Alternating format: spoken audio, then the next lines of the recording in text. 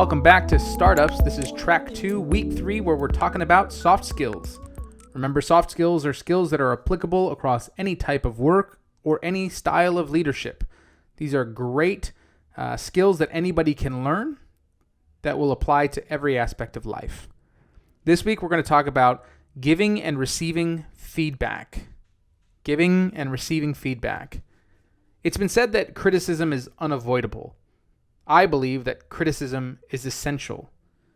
And I learned this in the animation industry. When I worked at Nickelodeon Animation Studios, I worked as a storyboard artist and a prop designer. And oftentimes we would have to show our storyboards before a panel of directors or supervisors. And there was this dreaded red marker and these yellow Post-it notes. And the directors would take that red marker and all those Post-it notes and they would scribble and draw all over the hard work that we had put in for weeks on end. At first it was humiliating. Are they going to fire me? Do they not like my drawings? I'm a terrible artist. But after a few sessions of showing my work and having them draw all over it, I realized they're just trying to make my work better. They're trying to help me be a better artist and tell a better story. And if we're all working towards the same goal, we're actually on the same team. So they're coaching me. At Pixar Animation Studios, arguably the greatest animation studio since Disney, they have what's called the Brain Trust. And the Brain Trust is a group of directors that receive all of the story pitches at Pixar. One of Pixar's founding directors, and he's actually now head of Pixar Animation Studios, is Pete Docter. His first animated film was Monsters, Inc. And you would think you'd get carte blanche after making a movie like Monsters, Inc. You can do whatever you want from this point, right? Well, years later, he was pitching the story idea for Up. The original story pitch was something about two different princes who lived in a cloud kingdom, and because of their pride, they fell down to the earth. And they formed a house, or they built a house, and they put a bunch of balloons on it, and it was all about their journey back to the cloud kingdom. Well, thank God for criticism. Thank God for giving and receiving feedback from valued voices, because that movie never got made. They actually said, Pete, sorry, man, but that doesn't work. Back to the drawing board. Sometime later, maybe a year or so goes by, and he comes back with an updated script for Up. And this time it's about a guy who hates his job. And he decides that he's going to leave everything behind and float away in this house with balloons on top. Again, is that what we're going for? Like, what's the message that we're trying to convey here? That everybody who doesn't like their job should just ship off and fly away on their greatest fantasies? I mean, that's not really responsible storytelling. Pete, sorry, back to the drawing board. And then on his third try, he came up with what we know as Up, where an old man has lost his wife and a young boy who has no father connect on this journey. It ends up being only the second animated film in history to receive a Best Picture nomination at the Oscars. And if Pete Docter had been surrounded by a bunch of yes men who were not willing to give him criticism, constructive criticism and feedback, we would have ended up with a much lesser movie from that first script. Criticism is essential, yet for some odd reason, human beings avoid it like the plague. It's painful, yes. It hurts, yes, but it makes us better. It's my aim that critical feedback could become a different and better experience. It would be an opportunity for change, an opportunity to bond, an opportunity to connect with one another. Our brains, by their very nature, are protective. Our brain will go out of its way to make sure that we feel right, even when we're not. Our brains see criticism as a threat. There's this thing called Maslow's hierarchy of needs. And at the base of the need pyramid is physiological needs like air and water, food, shelter, and sleep. On the second level are things like safety, their personal security or employment, resources, and your health. The next level up is love and belonging. It's things like friendship, intimacy, family, a sense of connection. The next level up is esteem. You need things like respect, status, recognition, strength, and freedom. And at the pinnacle is self-actualization. Things like morality, creativity, and spontaneity. And criticism seems to affect the top 4 of those needs. If somebody criticizes your artwork, they seem to be criticizing your creativity. If somebody criticizes you, are they being disrespectful? Do they not believe you should be in the position that you're in? Does that hit your esteem? Or does it even disconnect you from that person, that sense of connection that you need, that friendship or that intimacy that you long for? And in the case of employers, if they're criticizing the work that I'm doing, is my employment at stake? That becomes a safety need. That's near the base of your needs. Charles Jacobs in the book Management Rewired says that when we hear information that conflicts with our own self-image, our instinct is to first change the information rather than ourselves. Let me say that again. When we hear information that conflicts with our self-image, our instinct is to first change that information, not change ourselves. Karen Scholes, the author of Being Wrong, says, "We don't experience, remember, track, or retain mistakes as a feature of our inner landscapes, so wrongness always seems to come at us from left field." She's saying our brains protect us from being wrong. It doesn't even retain the mistakes that we've made because it hurts. And so therefore, when we are criticized, it always seems to come at us out of left field. Clifford Bass, a professor at Stanford, says, "Almost everyone remembers relative things more strongly and in more detail. Things that are not concrete are remembered more strongly and in more detail." Receiving criticism will have a greater impact, by the way, than receiving praise. In the same way that we learn more from failures than we do success, criticism has a 5 times greater impact than praise does. Now, this can be negative or positive.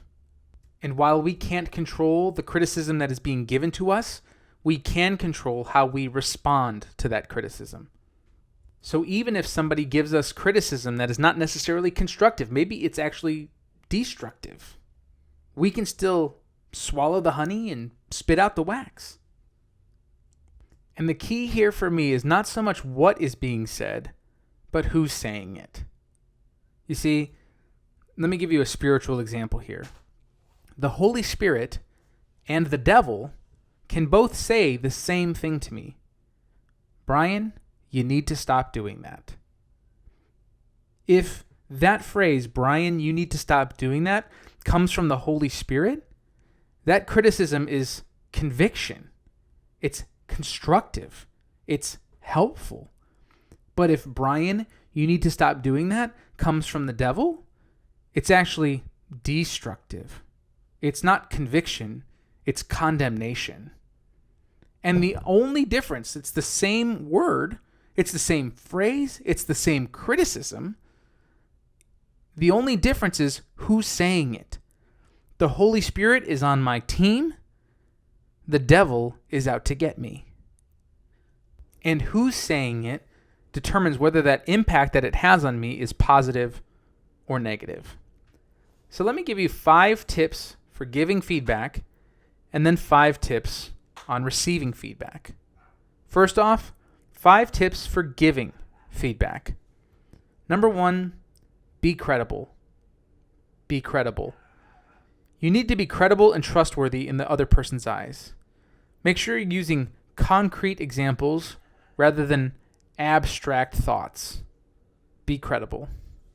Number 2, have good intentions. Try not to defend or excuse yourself. Try not to demoralize or condemn other people. Try not to be ambitious and position yourself as more authoritative than them. Make sure that you're approaching this criticism because you're committed to them, because you're concerned for them, because you're mentoring them or guiding them or supporting them or enhancing them or admonishing them. You must have good intentions. Number 3, timing and circumstances must be appropriate. This means don't give feedback when you're just in a bad mood. And don't give feedback just to appease a third party. Make sure that the timing and the circumstances are appropriate, not just for you, but for them. Number 4, be clear and helpful. Tiff, our princess of process, my administrator at the church, she often says things like, clear as mud. And what she means is, I don't understand that at all. And it's really been a challenge to me to make sure that I'm communicating articulately, that I'm clear and concise, and that what I'm saying is actually helpful to her, that I'm not just ranting about something. So be clear and helpful. And number 5, lead with questions. This may be the most important. When you lead with questions, it softens the criticism significantly because you're approaching this not as somebody who's condemning, but who's trying to understand something. In fact, I think the most helpful question that you can start with is, help me understand why this happened. Something like, how do you think you handled this situation? Leading with questions can often lead people to the conclusion that you're trying to get to without needing to bring the criticism to them. Does that make sense? Like basically, if you ask the right questions, you may not even need to make a critical statement because you can cause them to reflect and come to the conclusion themselves. Think of it like the movie Inception. You can put an idea into their head by asking questions. And here's 5 tips for receiving feedback. Number 1, ask for it often. In every project, in every event, in everything that you do, always look to make it better. And so that's going to require an outside perspective. So you're going to need to ask for criticism often. And the more often that you receive it, the easier it gets to swallow. Number 2, take time to reflect on it. Remove all of the buts. Remove all the excuses. Remove all of the justifications. When somebody gives you critical feedback, pause before responding and dwell on it. Reflect on it. Think of things like, is this person on my team? Are they for me or against me? And if they are for me, why would they be saying this? Is it to help me? Is it to make me better? Chances are, if they're on your team and they're supporting you, it's worth reflecting on. Number 3, cultivate a growth mindset. If we become lifelong learners who are always willing to grow, then we will start to recognize that we need other people's inputs in order to see our blind spots, to cover us in ways that we can't possibly imagine. If I'm going to grow, I need to understand every facet of whatever it is that I'm working on. And in order to see every facet, I'm going to need other people's voices involved. So cultivate a growth mindset. Number 4, embrace failure. Embrace failure. Again, we learn more from failure than we do success. There are so many cliche phrases out there and quotes out there. You know, Thomas Edison being asked, how does it feel to have failed 1,000 times before discovering the right way to make a light bulb? And him saying, I didn't fail 1,000 times. It just took 1,000 times to get it right. That's obviously a paraphrase, but you get what I'm saying. Failure is essential. Embrace it. It is part of the process. And if it's part of the process, it doesn't hurt so bad when other people talk us through it, walk us through it, and help us through our failures. And lastly, number 5, avoid trying to think of things in terms of positive versus negative. Positive versus negative. Try to avoid that at all costs. Simply take it as information, as data.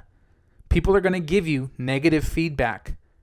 People are going to give you destructive criticism.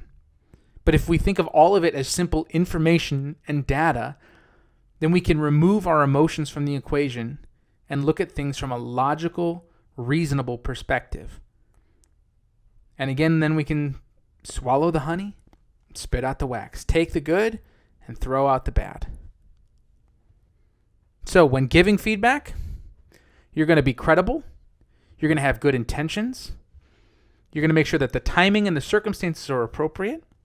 And you're going to be clear and helpful, and you're going to lead with questions. And when receiving feedback, you're going to ask for it often, you're going to reflect on it, you're going to cultivate a growth mindset, you're going to embrace failure, and you're going to avoid terming things as positive or negative. It's just data. I know this one went a little longer than usual, but because it's something that's so near and dear to my heart. It's something that I learned from my creative arts background, and it's something that I fully believe that the church should do far better than the world does, because we're all part of the kingdom. We're all on the same team. We're all working towards the same goal of His kingdom come and His will be done on earth as it is in heaven.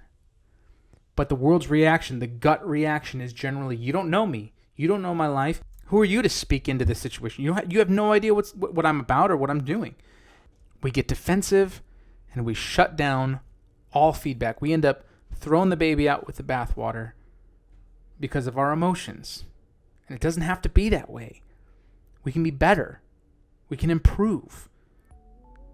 And more often than not, that comes from giving and receiving critical feedback.